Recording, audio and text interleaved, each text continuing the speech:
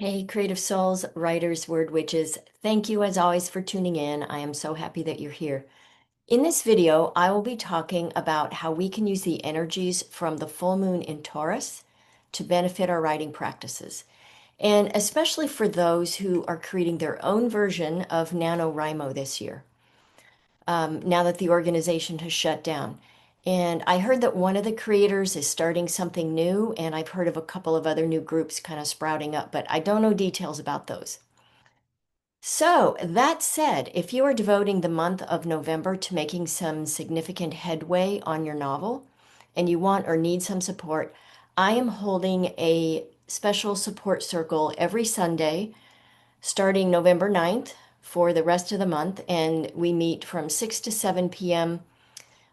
Pacific time. And I'll put a link in the description if you are interested in joining us. And if you are an Alchemy of Writing member, I sent an email to all of you with a separate link because you all, of course, get a discount. So if you are watching this video, did not see that email, please go back and check for it. If you can't find it, email us at hello@johnnymazzacco.com and we will send you that special link for Alchemy of Writing members. Okay, so let's get to this full moon in Taurus. So first I will talk just in general about the characteristics of a Taurus full moon, and then I will break each of these down and talk about how they might apply to your writing practice, and especially for this month, because this is a special month where people kind of rearrange things so that they can devote more focus on their novel, more intensely than usual. All right, so general characteristics of a Taurus full moon are a desire for stability, comfort, and sensuality. Other features are bringing an intensified focus on themes of abundance, security, and material well-being. Another is stubbornness and a resistance to change. If you know any Tauruses, you probably know what this means. I have known several Tauruses in my life, and I find them to be lovely, can be stubborn, but I feel like all the other lovely parts of them just sort of trumps that. And so, oh, fuck, I didn't mean to use that word. I will never be able to use that word again. I will say all their loveliness supersedes. Maybe that's a better word for any stubbornness that you might see in a Taurus. And then lastly, the tendency to act impulsively if emotions are not grounded. All right, so which is kind of interesting because a Taurus full moon is a very grounded full moon. And I'll talk about that more in just a bit. So in general, I would say this is a really powerful time to reflect on your relationship with your self-worth, with your values and financial security. And I think this time really encourages kind of a reevaluation of what truly nourishes and supports you. You know, and if you've prepared for the month, I recently posted a video about 3 ways to prepare for this month. And so if you did that and you've gotten set and you prepared your space and all of that, then you have made a lot of headway in terms of nourishing and supporting yourself in your writing practice. All right, so let's break all of these points down now. Desire for stability. All right, so the emotional focus this month might shift to things that feel secure, such as familiar routines, a comfortable home environment, and a sense of groundedness. So, as I think I alluded to earlier, this is, with Taurus being an earth sign and the full moon being in an earth sign, full moons can always feel intense. And so that is why there's this warning of, or this caveat to really mind the emotions and keep them grounded. And this is also a super full moon, and I'll talk more about what that means in a bit, but just imagine intensity, right? And so if we have that energy already, which could really support this,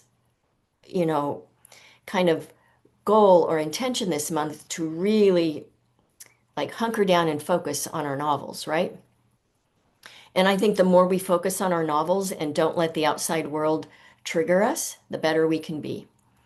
And this is always. Uh, I understand that I feel like I come from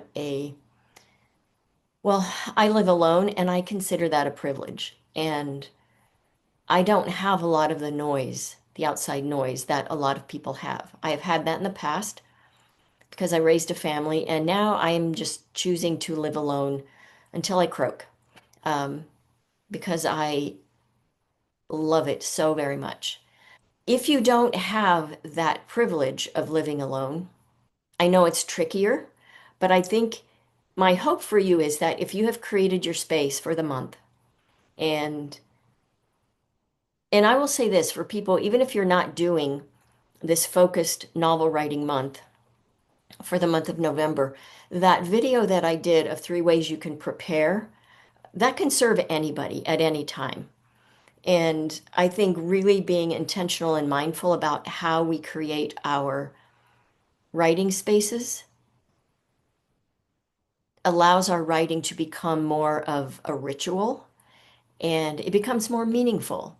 And when it becomes more meaningful, we are more, I think, prone to honor it and give it the respect that it deserves. So, this groundedness that we might be thinking about or hoping for, and this desire to have kind of a comfortable home environment and having familiar routines, this is all perfect for a month like this. You know, whether you're working on a novel or maybe a short story collection, whatever you're focusing on this month, it really is, I think, planetarily, a really good time to be doing that.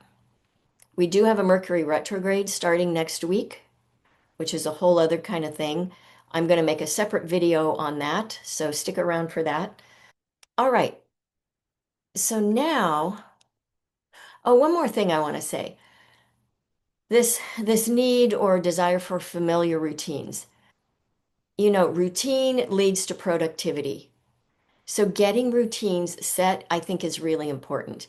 If you are, for whatever reason, resistant to routine, you probably find it way more difficult to finish projects.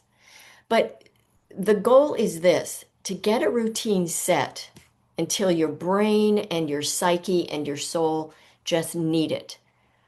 The idea is to get to a point where you can't not do it. To not write makes you just feel not right inside.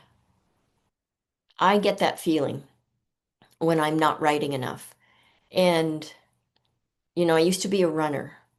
And if I skipped a couple days, my body would be like, what the hell are you doing? Like, get me out there and get me running. Now, that is true with my writing. If I don't do it enough, and I would say even my writing, even on a bigger scale than running did that. I just know that it's what I need for my own spiritual and mental and emotional well-being is to keep that life force moving, and that's what I think our creative impulse is. So I really encourage you to get some kind of routine in place, even if it looks haphazard. If it's routine to you, then um, you know, do what you can to keep it in place and really honor it. And I want to say, in terms of all this, of course, things happen. Something happened for me. I had this schedule set for myself for this month. And then I got a request to work on an editing project on a book. And, you know, it's an interesting topic. And so I'm excited to do it. And I'm not independently wealthy. And so I said yes to it. And so I'm figuring out how to restructure things that I had in place so that I can also work on this. And I've let the author of the book know about my focus this month, and he was very gracious about it. And we agreed that nobody's going to kill themselves getting this done. But we've set a deadline that feels good to me and doesn't make me feel panicky. And so if something unexpected comes up for you, I hope you have the space and respect and understanding in your life so that you can, you know, move things around and still honor yourself and your writing. Okay, this focus on abundance and values, and I would say especially personal worthiness. So, this Taurus full moon energy might be urging you to recognize that, you know, true abundance isn't just financial, it's also emotional and spiritual. So, it could be that for you, this is about finances as they relate to writing. I mean, it could be that you have some insight into a project you're working on and that you know that you're going to see money from it. And maybe you know that you're going to get a film option for your novel. And honestly, if that's the case, good for you. Like, I think that's almost every novelist's dream. It's mine. I think as I write, I see my stories play out as a movie. And I've been told when I first started studying fiction writing, my teachers told me, and some as a criticism, that I write cinematically. Um, and so, I tried to kind of sideline some of that. I think some of it has come back, and I don't really care anymore about that criticism. And I will say this, if you would like to see, if you join my Substack for only $5 a month, you get access to my writing. Free members do not get that. Paid members do. It's only $5 a month, $50 a year. It's a great way to support me and my endeavors if you are interested in doing that. And then you can also, as of May 1st, my novel Miranda's Garden will be out in the world, and you can read it for yourself and see if you think I write cinematically. What I wanted to speak mostly to is this idea of abundance in terms of emotional and spiritual facets of our lives.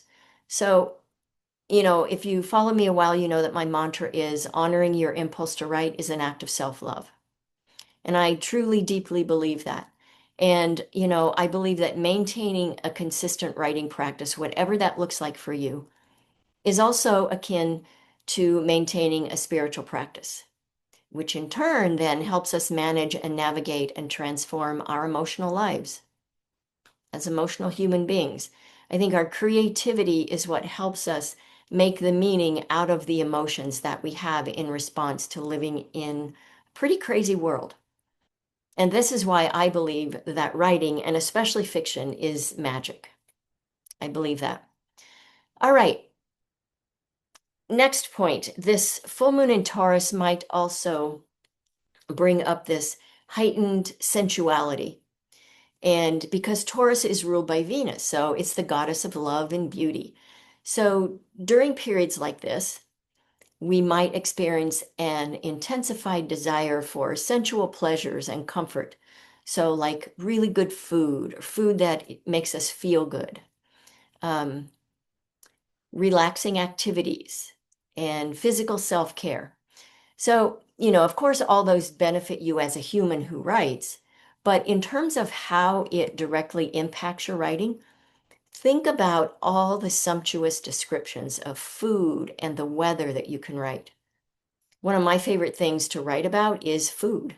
I love writing food descriptions. Um, and in terms of the weather, like what does your protagonist feel on their skin, in their lungs? What do they see? Think about all the senses and write very sensually.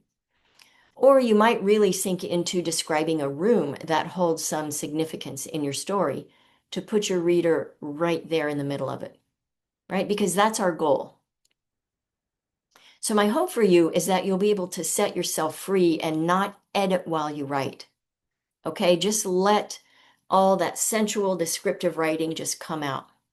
And if you've not done this before, if you have not just let yourself write without trying to edit, simply just write what comes, even if you don't know where it's going to go within the larger context of the story. Just let random things come out. And my guess is your very smart subconscious is going to show you at some point exactly where it goes or exactly why you wrote it. So here's some examples. Maybe your protagonist is walking through Maybe they're a seamstress and they're walking through a fabric store. All right, on the surface, that might sound like a big yawn, but if this is a seamstress, I mentioned recently about a movie, what was it called? Something Threads. I forget. Jeremy Irons is in it. It's a fabulous, fabulous movie. Um, but in it, he is a dress designer, and this is his passion. And he, of course, has flaws. Um, Mostly uber creative people are represented as being very flawed in some ways, oftentimes in some very inexcusable ways. But if we imagine someone like that, who their whole life is designing garments for women with luscious fabrics, think about what that protagonist would notice in a fabric store filled with all kinds of fabric. What would they be touching? What would they be feeling? Maybe your protagonist is walking through a candy store. Maybe it's a child and they've never been in a candy store this big before. What would that be like for them? Maybe they're walking through a bookshop and they're a writer. Maybe they're a new writer and they just want to gobble up everything they can get their hands on. Maybe they're walking through a forest or down a busy city street. All right. So point of all this is to just get really, really sensual in your writing. And, I will say this too, if you write romance or erotica, this could be a really awesome time to write some really yummy, yummy stuff. Okay. Another point is potential for stubbornness. So I mentioned that before. So the bull in the china shop, as the adage and or stereotype go, some people think that during a Taurus full moon, this can emerge, where we get this very fixed mindset about something that can lead to stubbornness or some kind of unwillingness to really change, and especially if emotions are running high. So, like I said, I think our writing helps us channel emotions. So if we have that going, we've got that on our side. This full moon can be very grounding in a positive way and can really ground our emotions. If we get triggered in some way, if we get angry, if someone offends us, it can be easy also to cross over that line and just get very rigid in our ways. So, however you want to deal with that in your personal life, I will leave that to you, so long as it doesn't interfere with your writing. And honestly, I will say the position I take when I make these videos for you is the same position I take for myself. The writing always comes first. Anything that might interfere with that needs to be put in its proper place. And I'm not saying don't have a life, don't do anything else. What I'm saying is please do not let everything else in your life kind of come up over your writing practice like a big tsunami wave and just bury it, because that can happen easily, because we have been trained to believe that writing, especially writing fiction, is a luxury, that it's frivolous, and it's not a necessity. I completely disagree. I always say, though, when I give people this caveat, I'm not talking about the need to care for kids or pets or even an elderly parent, if that is something you have agreed to take on. I'm talking about coffee dates with people that leave you drained rather than energized or fulfilled. Talking about household chores when there is someone else available to help carry the load. I'm talking about answering the phone when you can see that it's that friend of yours who calls just to bitch, right? You have other things to do right now. If no other time, at least for this month, I hope you will give yourself that space to really put your writing first. And all those things I mentioned, they will absolutely drain you and your creativity, and they will interfere with your productivity. All right, now let's talk about the super full moon. All of these things that I've mentioned will be intensified because it's a super full moon. Whatever energy a full moon in whatever sign it's in brings to us when it is a super full moon, that means that everything involved in that energy gets intensified. And so, even more reason to really focus on staying grounded and avoiding um, hasty or impulsive decisions, right? So, if you find yourself just wanting to scrap your entire novel this month, please wait. Don't do it. I would say at least wait until the end of December. And if you still feel then like this ended up being a piece of shit and I don't want to work on it, then by all means, and I doubt that it's a piece of shit. Um, but understand having that feeling ourselves about something we're working on that's not going right. If you still feel that way by the end of December, then sure, maybe let it go. Or just agree to let it go for now, for an indeterminate amount of time. If you get frustrated or angry about something, I highly recommend that you just sit with the feeling and let it resituate itself. Okay? If you get a spark for a new idea, maybe make a note of it, but wait to start it until mid or late December, especially because, as I said, we have this other Mercury retrograde coming around next week. So be looking for that video. The point is this: let this month and this full moon hold you in place while you give your current project its due attention. It really deserves that. And then, we might be, as I mentioned earlier, thinking about our own security or stability. And so it's a really good time to assess what makes you feel safe and nourished and supported, and to reflect on your relationship with your possessions and financial security. I think this is always of prime importance, not so much talking about possessions, but really being aware of what makes us feel safe in the world. And then in specific, as it relates to writing, one thing I always caution people against is sharing your work with people that you can't trust. And if you don't know someone well yet, then you don't know if you can trust them. And I always make it very clear when I share my work with somebody if I want feedback or if I don't. Because sometimes I just like to share my work. And I know someone who is also a writer and asked that we exchange work. And we did. And I said, this isn't for feedback. I'll send you something for feedback later. This is just to share with you so you can get an idea of how I write. And I'll be damned. She gave me some fucking feedback. And I did not appreciate it because I had already set that boundary. So, first off, please do that. Let people know exactly what you want from them, if anything, or if you're just sharing your work as a gift. And I will say this: if you're ever on the receiving end and someone wants to share their work, ask them, are you sharing to share, or do you want feedback? And if they do want feedback, ask them specifically what kind, about what. And I would say, if you are wanting feedback on what you're working on this month, please wait until the end of November or early December. Just let this month be about your writing, and that is all. And we want to get through this Mercury retrograde, which will come back around and start to go direct again early December. So more on that in another video. So really focus on creating and or maintaining your routines and boundaries around your writing. And do everything you can to avoid distractions and just write. Like, write your ass off this month. This alone will make you feel more safe and nourished and supported in your practice. And when you do that, your characters will show up for you even more.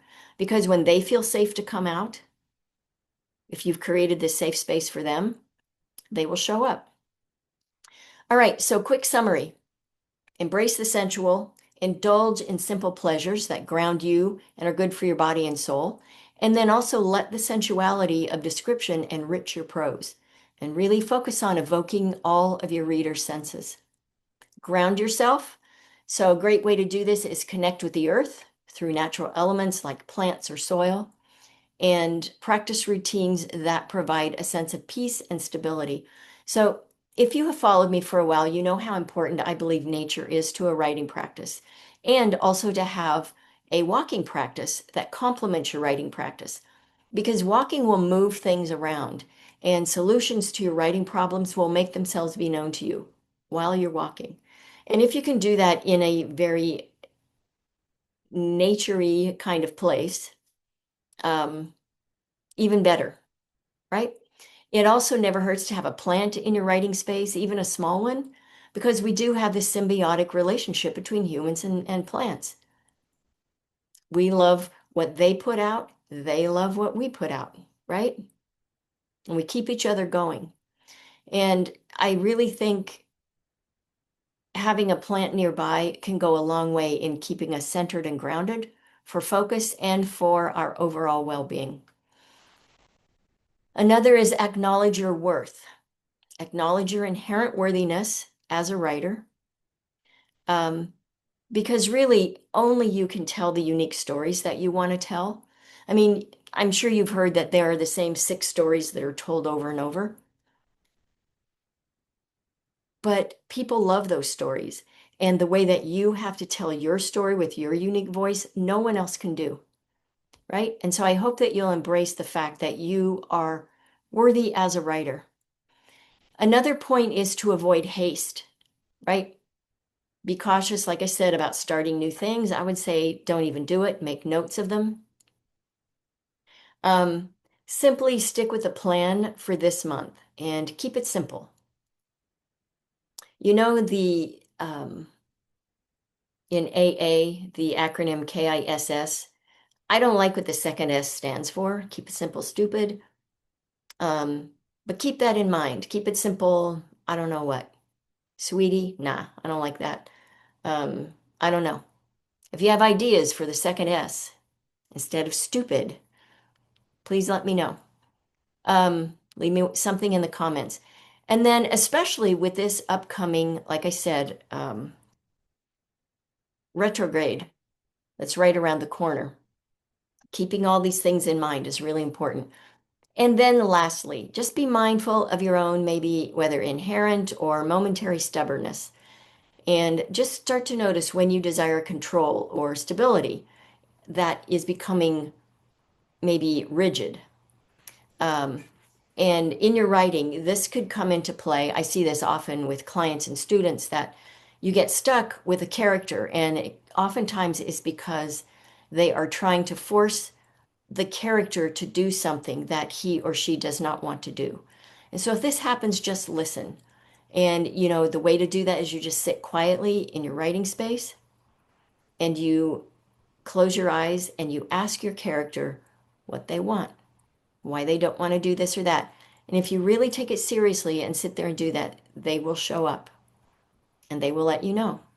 All right, that is it for this video. May you get a ton of shit done this month, lovely writers. As always, I send you mad writing mojo. Happy writing.